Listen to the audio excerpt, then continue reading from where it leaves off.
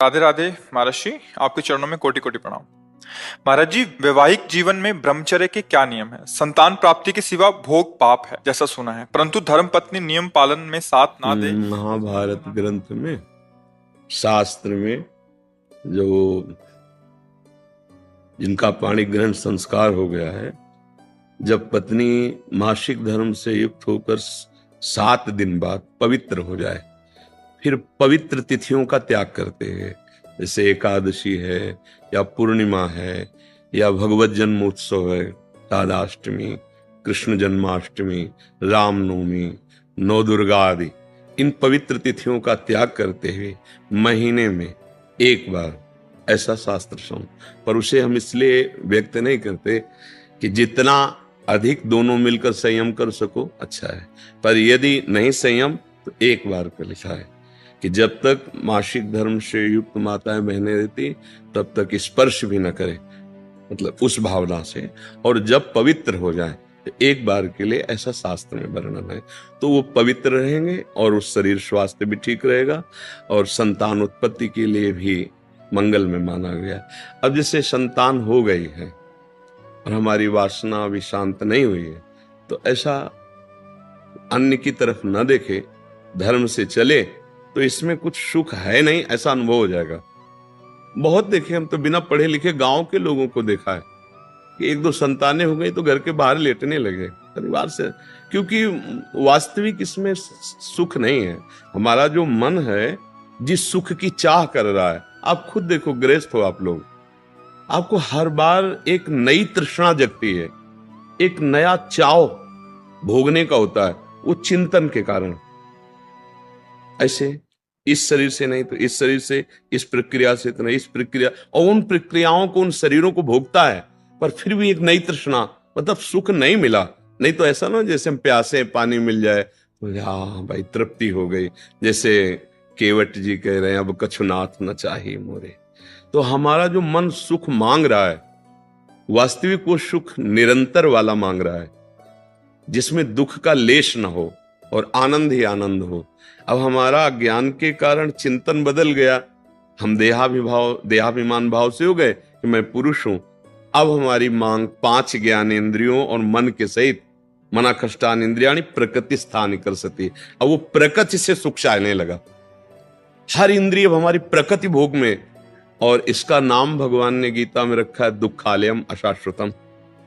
तो हर भोग का अंतिम परिणाम खाली हाथ, अशांति और भारी भोग तृष्णा। जो जितना भोगता है उतना ही कामी होता जाता है। जैसे आग में घी डालते रहो तो बढ़ेगी ना, ऐसे भोग तृष्णा है। तो अपनी भोग तृष्णा हम पूरी त्याग नहीं सकते, इसलिए हमारे को प्रवृत्ति मार्ग मिला है, गृहस्थ धर्म, पाणी ग्रहण संस्कार, धर्म पूर्वक पत्नी को स्वीकार करके दोनों एक दूसरे की मनोवृत्तियों को मिलान करें, धर्मयुक्त, अर्थात एक दूसरे से प्रेम बनाए हुए आजीवन, अन्य दूसरे का कैसी भाव से। तो जितना धर्माचरण होगा उतनी वासना बढ़ती चली जाएगी, और जितना धर्माचरण होगा तो धर्म के प्रभाव से वासना शांत होती चली जाएगी। तो इसीलिए व्रत नियम लगा दिया गया कि आपने जो पाणी ग्रहण किया है बस उसमें, और उसमें भी 1 महीने में एक बार, जो हमने शास्त्रों में पढ़ा कि मासिक धर्म के 7 दिन, 7-8 दिन तक बिल्कुल नहीं, और जब वो पवित्र हो जाए तब फिर ऐसा करें। ऐसा अभी परसों ही वो चीजें हम सुनाते इसलिए नहीं है कि भ्रष्टाचार बढ़ा हुआ, कौन धर्म की बात मानेगा। गर्लफ्रेंड, बॉयफ्रेंड, आज ब्रेकअप, दूसरे के साथ, फिर कल उससे, ये क्या है? ये क्या है? ये संस्कार है हमारी नई पीढ़ी के। इस पर इसलिए हमारा हृदय जल जाता है। आप लोग क्या कर रहे हो अपने जीवन के साथ? खिलवाड़ कर रहे हो। जब तुम ऐसे हो फिर पाणी ग्रहण करोगे तो तुम्हें प्रीति होगी अपने पति से, तुम्हें प्रीति होगी अपनी पत्नी से, तुम्हारा भाव बनेगा? बिल्कुल नहीं बनेगा।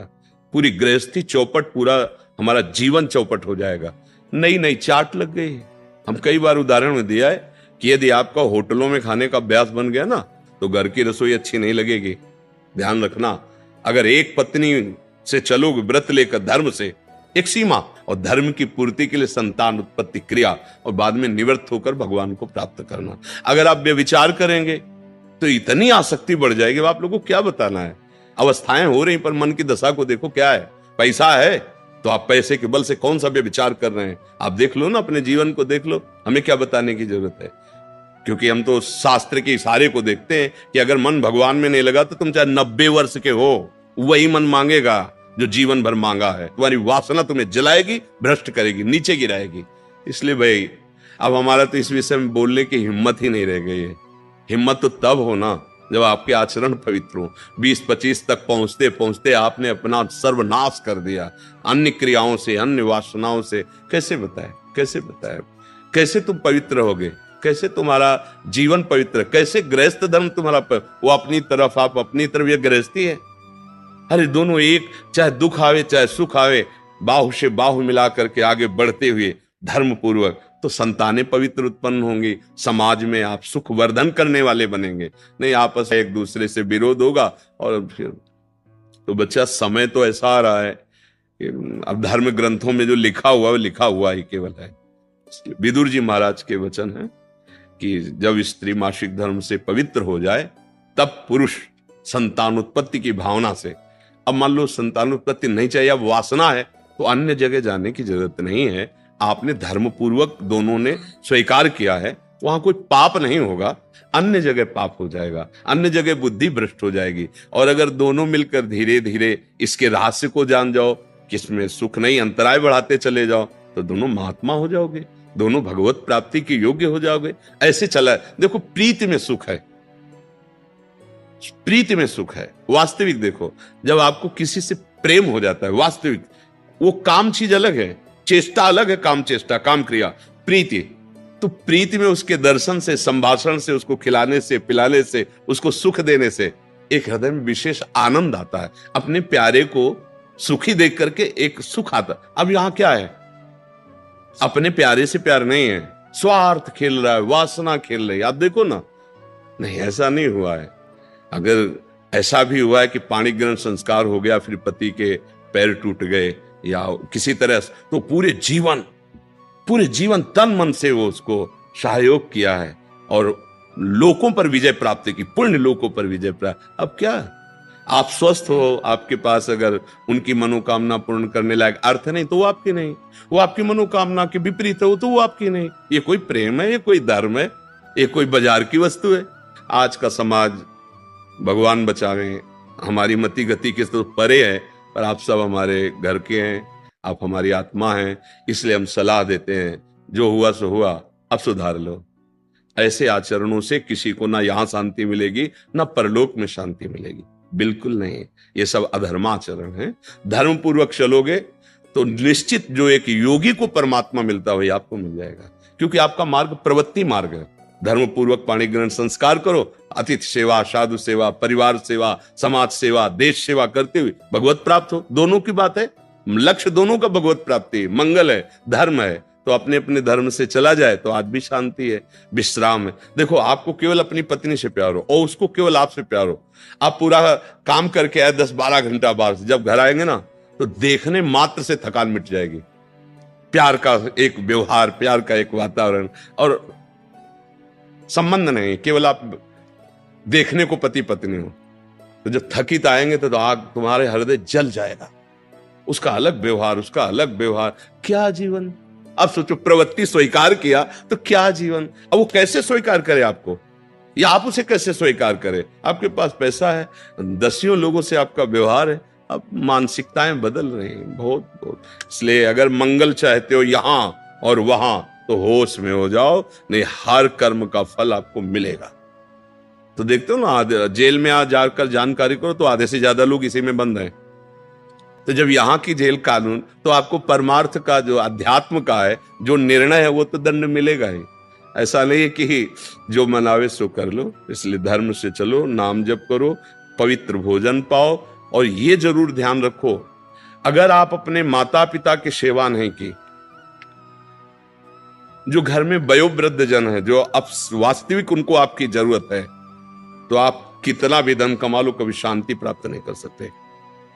जिसने अपने माता पिता को वृद्धावस्था में दुत्कार दिया, उनकी सेवा नहीं की, कोई भी हो, कहीं भी हो, उनकी जो पोषण वृत्ति तुम्हारे प्रति वो तो कभी साथ देगी नहीं।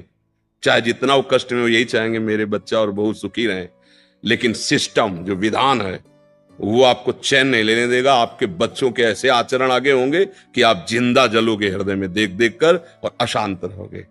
बहुत धर्म से चलो। माता पिता साक्षात भगवान है। कैसा प्यार दिया है यार, मेहनत करके एक एक पैसा जोड़कर ट्यूशन पढ़ाया, पढ़ा लिखा, अब नौकरी मिल गई, और वो जो पूरा जीवन आपके लिए, अब वो आपको खटकने लगे हैं। नहीं, नया ब्याह किया, देश विदेश घूम रहे हो, उनको पानी की जरूरत है, खवाने पियाने की जरूरत, छोड़, कभी शांति नहीं मिलेगी। माता पिता की सेवा, हाँ धन कमाओ, खूब कमाओ, पढ़े लिखे हो, धर्म पूर्वक, पर नियम ले लो। अगर ब्याह ना हो तो ब्रह्मचर्य रहो, किसी को स्वीकार करो। भोग वासना है तो ब्याह स्वीकार करो, और जिसको स्वीकार करो, फिर अगर वो विपरीत भावना से निकल जाती है तो राधा राधा राधा तेरा मार्ग लग, मतलब मेरे भाग्य में विषय सुख नहीं है, अब मैं निश्चिंत होकर अपने माता पिता की सेवा करूंगा, जैसे भी बनेगा जीवन निर्वाह करूंगा, असत आचरण नहीं करूंगा। अगर फिर कहीं संयोग बन जाता है तो फिर उसे धर्म से स्वीकार कर लो। चलो कलयुग है, फिर स्वीकार, अधर्म आचरण नहीं, व्यभिचार फिर भी नहीं, क्योंकि वो तुम्हारी दुर्गति कर देगा। व्यभिचारी को कभी शुभ गति नहीं होती। और आज शौक है इस बात का, ये नरक की सर्टिफिकेट है। भगवान बोल रहे हैं, त्रिविधम नरकस्येदम द्वारम नाशन मात्मना कामः क्रोधा तथा लोभा तस्मात् दैत्यन्ते। काम क्रोध लोभ ये नरक की सर्टिफिकेट है। अगर अधर्म पूर्वक इनका भोग करोगे, जैसे आप अपनी पत्नी से, तो ये धर्म है। अगर अधर्म पूर्वक आप पत्नी से भी अपने अधर्म पूर्वक राक्षसी भाव में आ जाएं, तो आप दंड के अधिकारी, यहां भी नहीं अधिकारी, वो जाके शिकायत करे तो आप ये कानून दंड देगा ना। पत्नी है पर आपने राक्षसी प्रवृत्ति का अगर प्रयोग किया तो यहां भी दंड है, तो आप भागवतिक दंड से कैसे बच जाएंगे? बहुत सावधानी से। काम क्रोध मद लोभ सब नाथ नरक के पंथ। ये पैसे के बल से, प्रभाव के बल से व्यभिचार प्रवृत्तियों में उतरना मानो नरक की सर्टिफिकेट। तुम्हारे कर्म तुम्हारे ऊपर लागू हो जाएंगे। आप भले सुधर गए हो, पर वो जो बोया है उसको काटना पड़ेगा। अवश्य में भोक्तव्यम। इसलिए भाई बहुत होश से, भगवान की कृपा है कि हम आप मिलकर धर्म शास्त्र की वार्ता कथन श्रवण कर रहे हैं, तो इसको व्यर्थ न जाने दें।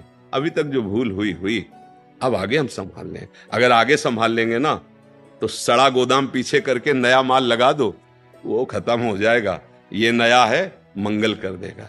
हमारा जो गलत आचरण वो हमें बख्शेगा नहीं। अगर भजन नहीं किया, सत आचरण में नहीं चले, माता पिता का दुलार जो हमें मिला, उसका हम परोपकार, हम कृतज्ञता, उनको वैसे ही दुलार करें। अब वृद्धावस्था आ रही है, हम इसलिए बोल रहे हैं कि बहुत से उदाहरण हमारे सामने हैं। अब वो शौच चारपाई में ही कर रहे हैं, कोई नौकर थोड़ी करेगा। नौकर तो क्या बर्ताव करता है, आपको, जैसे आपको दुलार उन्होंने किया था, अब अवसर आया है, आप दुलार कर लो, निश्चित मंगल हो जाएगा। लोक परलोक सब बन जाएंगे। धर्म से चलो, नाम जप।